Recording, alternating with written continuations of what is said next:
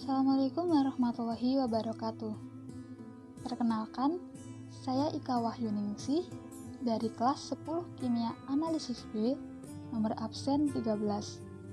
Pada video kali ini, saya akan mempresentasikan tugas saya tentang pembuatan indikator BTB 0,04% sebanyak 250 ml.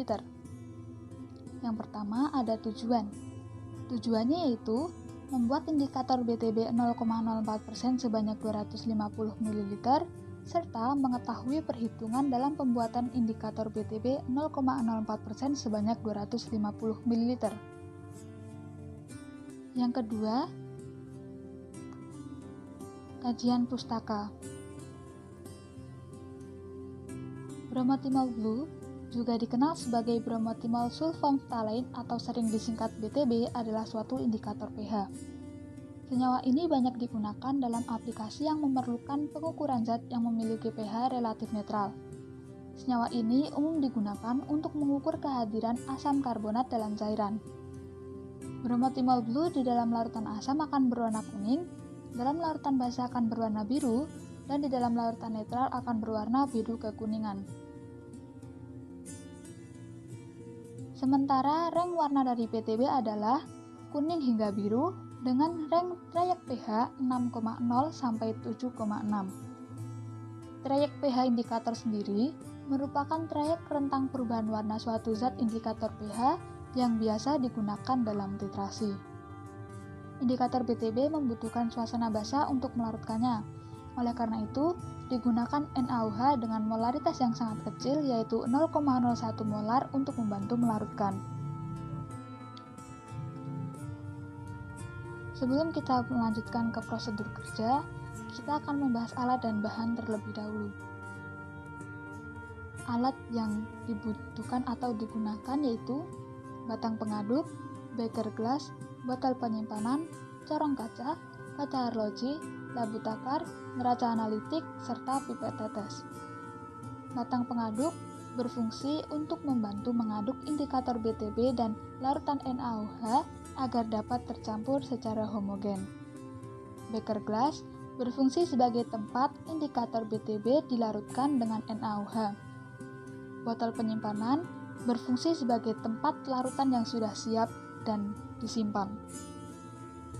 Corong kaca berfungsi membantu pemindahan larutan dari labu takar ke dalam botol penyimpanan agar tidak terjadi penumpahan.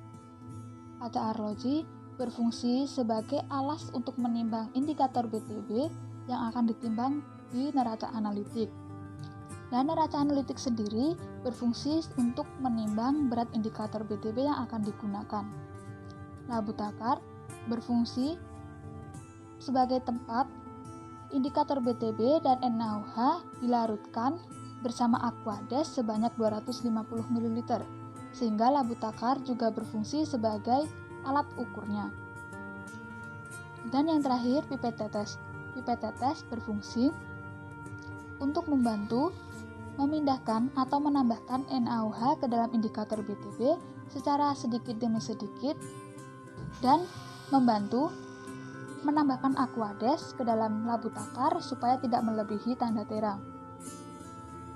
Kemudian bahan-bahan yang digunakan yaitu indikator BTB 0,1 gram, NaOH 0,01 molar sebanyak 16 ml, Aquades 234 ml.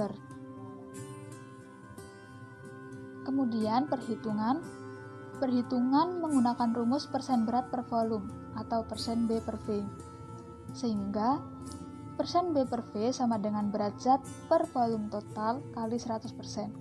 0,04% sama dengan massa BTB per 250 ml kali 100%. Massa BTB sama dengan 0,04% kali 250 ml per 100%. Sehingga ditemukan massa BTB sama dengan 0,1 gram. Jadi, untuk membuat indikator BTB 0,04% sebanyak 250 ml membutuhkan BTB sebanyak 0,1 gram.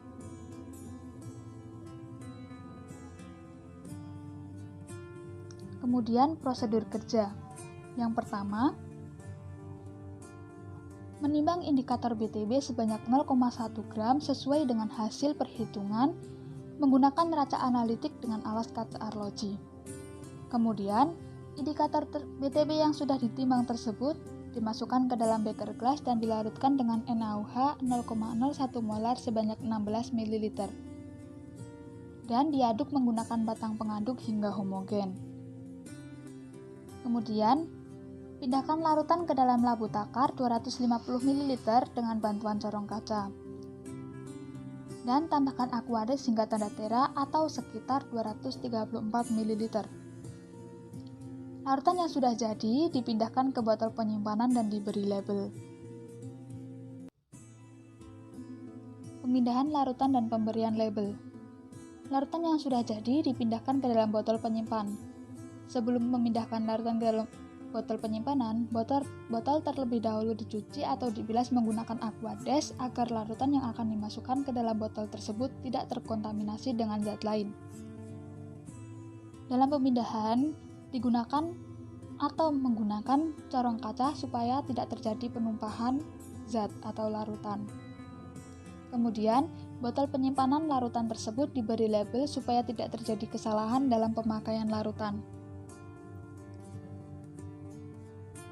Yang terakhir, daftar pustaka. Pada PPT kali ini, saya menggunakan 3 daftar pustaka.